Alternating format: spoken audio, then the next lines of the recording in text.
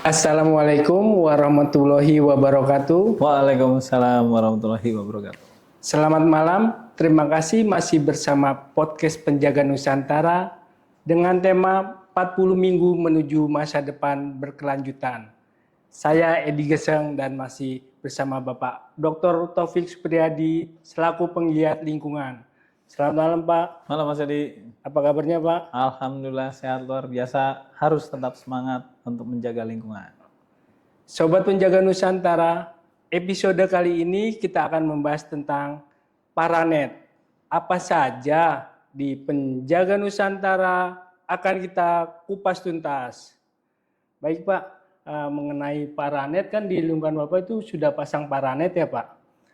Pengertian Paranet itu apa sih Pak dan bagaimana pemanfaatannya di gang padat penduduk ini Pak? Baik, terima kasih Mas Edi. Selamat malam sahabat Penjaga Nusantara. Paranet ini adalah jaring peneduh. Peneduh. Nah, Mas Edi ini meneduhkan mamahnya Lintang gitu ya. Jadi ini adalah jaring peneduh yang digunakan untuk mengatur intensitas cahaya yang masuk. Kebetulan di tempat kami, di tempat kita ini ada kolam gizi warga di mana di dalamnya ada juga di samping keanekaragaman hayati yang bermacam-macam, ada ikannya, kemudian ada taman gantung, dalam planter bag gantung, kemudian ada anggur dan macam-macam tanaman produktif lain. Ini kita jaga intensitas intensitas cahayanya menggunakan Paranet. Sementara baru kita pasang 3 kali 12 meter, Mas Edi. Ya, ini bermanfaat untuk menciptakan area teduh yang juga di samping untuk menjaga keanekaragaman hayati, juga teduh buat kita manusia yang melintas di bawahnya. Jadi kalau pengen duduk-duduk siang-siang, istirahat, bekerja dari luar Mas Edi, kemudian datang ke tempat kita, ke Gang 8 di media percontohan pencegah krisis planet, harusnya sih lebih adem gitu ya. Udah pernah nyobain belum duduk di situ? Oh udah pernah Pak. Adem Mas ya? Alhamdulillah adem. Apalagi kalau hujan itu nggak hujanan mungkin ya Pak. Banyak yang neduh di situ ya Pak. Iya. Yang menarik, yang lucu pada saat hujan itu banyak orang yang berteduh di situ karena kan air netesnya jadi lebih sedikit gitu ya, terlokalisir. Nah, ini rebutan tempat gitu Mas. Ada yang bawa gerobak, ada yang orang jualan bubur, ada yang jualan apa, parkir karena jalannya sempit gitu jadi lumayan membantu lah gitu Mas. Siap. Dan Paranet ini kontribusinya khususnya di atas kolom gizi warga untuk kegiatan komunal itu apa sih Pak?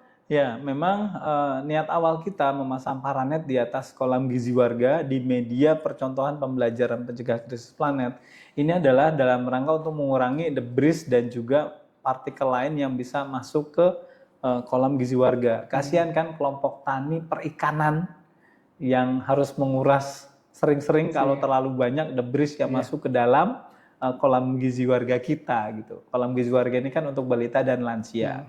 Nah, kemudian yang kedua, dengan adanya Paranet ini sudah beberapa kali banyak orang yang datang ke tempat ini, ada polisi wanita, kemudian ada dari SMP yang dekat sini, kemudian ada 100 pesepeda, kemudian ada komunitas-komunitas lain dari Unpad, mahasiswa dari UPN Veteran Jakarta, dari STPI, dari banyak kampus datang ke sini belajar tentang bagaimana menjaga lingkungan tetap lestari, duduknya di bawah Paranet gitu.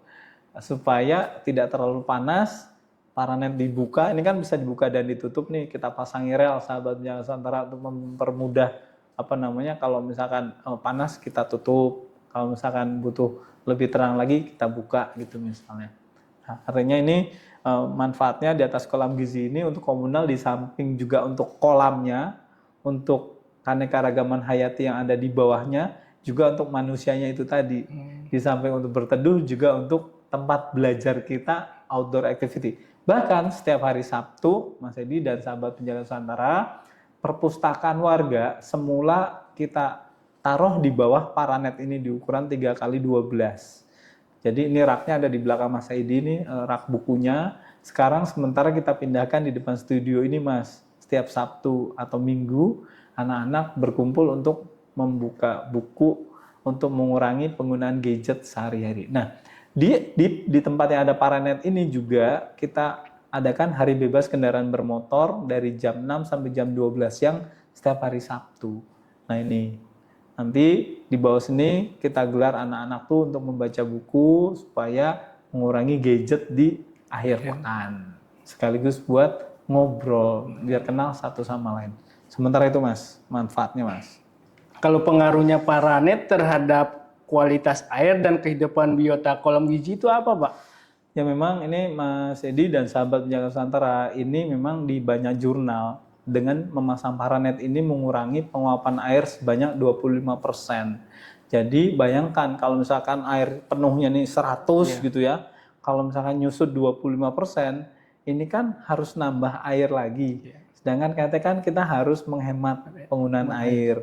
Belum lagi itu kan pakai toren nariknya pakai listrik gitu ya. Jadi kalau mau hitung-hitungan nih, kalau Mas ya harusnya yang biasa jago ngitung Mas Edi. Ini kalau mau hitung-hitungan berarti kan dengan menggunakan paranet ini kita mengurangi jelas 25% penggunaan air di atas kolam gizi warga kita gitu. Ya alhamdulillah ya mudah-mudahan sih dengan adanya paranet ini kan jadi berkurang penguapannya gitu.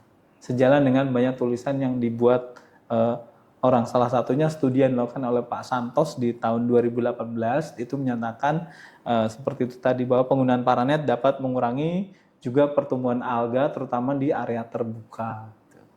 Jadi kalau saya amati dari kelompok tani perikanan, saya tanya sih memang setelah dipasang paranet jadi semakin berkurang lumutnya lah gitu paling enggak. Kan kalau udah ada kaca, akuarium, ada matahari kan udah pasti muncul lumut gitu ya. Lalu pasang paranet lumayan berkurang gitu. Dibandingkan dulu saat belum dipasang paranet. Ya Mas.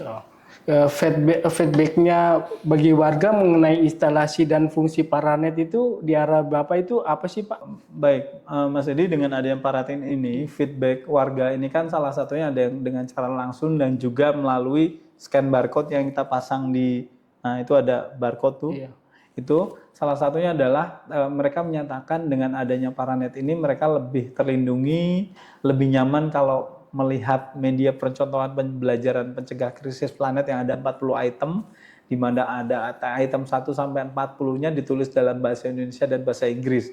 Bayangkan kalau kemudian misalnya jam 9 pagi gitu, ada orang datang kan udah mulai panas. Kalau nggak ada paranet kan berasa banget gitu. Kalau ada paranet, nah ini ada yang lucu juga. Ini paranet ini kan dibuka dan ditutupnya menggunakan tali. Kalau Mas Edi punya obsesi jadi pasukan pengibar bendera, kemudian nggak jadi, datang ke tempat kita RT8 RW4 Malakajaya, silakan buka talinya, kemudian ditarik tuh Mas.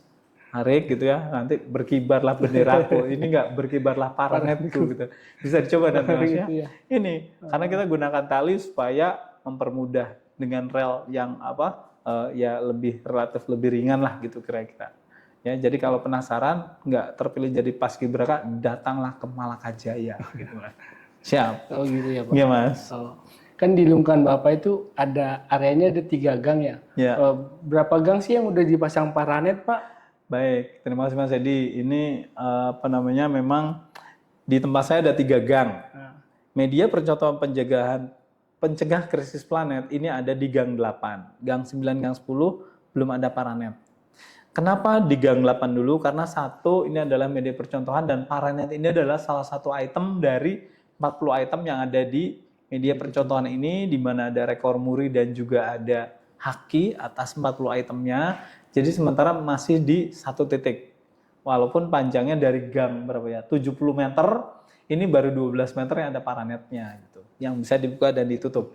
Nah, ke depan mungkin karena di belakang kita ini ada kolam gizi warga yang sekarang mulai didedikasikan untuk kolam produksi, siapa tahu bisa dijual dan menghasilkan begitu. Nanti kalau pengelolanya menginginkan ada paranet, nah kita coba nanti minta uang ke Mas Edi karena beliau bendahara RT8 RW4 Malakajaya ini, sahabat penjaga Nusantara.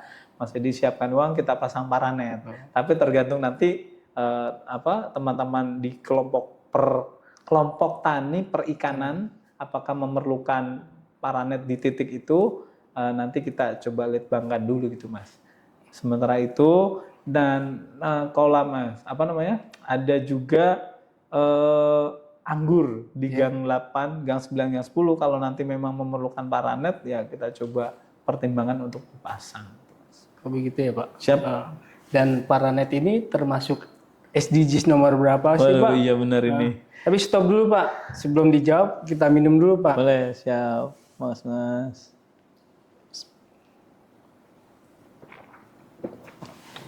Ya Pak, silakan dijawab Pak. Baik, terima kasih sahabat penjara Nusantara. Paranet ini adalah salah satu SDGs nomor 11. Jelas untuk kota dan komunitas berkelanjutan. Dengan kita nyaman di titik yang ada paranetnya, tentunya kan khususnya ini didedikasikan untuk media percontohan pembelajaran krisis planet supaya orang tetap nyaman, komunitasnya berkelanjutan, orang banyak datang, kita manjakan mereka dengan kita beri paranet gitu Mas. Satu lagi kalau yaitu tadi kalau dia punya cita-cita paskibraka yang nggak kesampaian, silakan datang ke tempat kita kan bisa latihan di situ narik-narik gitu ya. Kemudian juga ini adalah SDGs nomor 13 di mana termasuk tindakan untuk perubahan iklim. Iya, karena keanekaragaman hayati yang ada di media percontohan pembelajaran krisis planet ini kan harus dijaga. Sehingga kita jaga dengan salah satunya menggunakan paranet.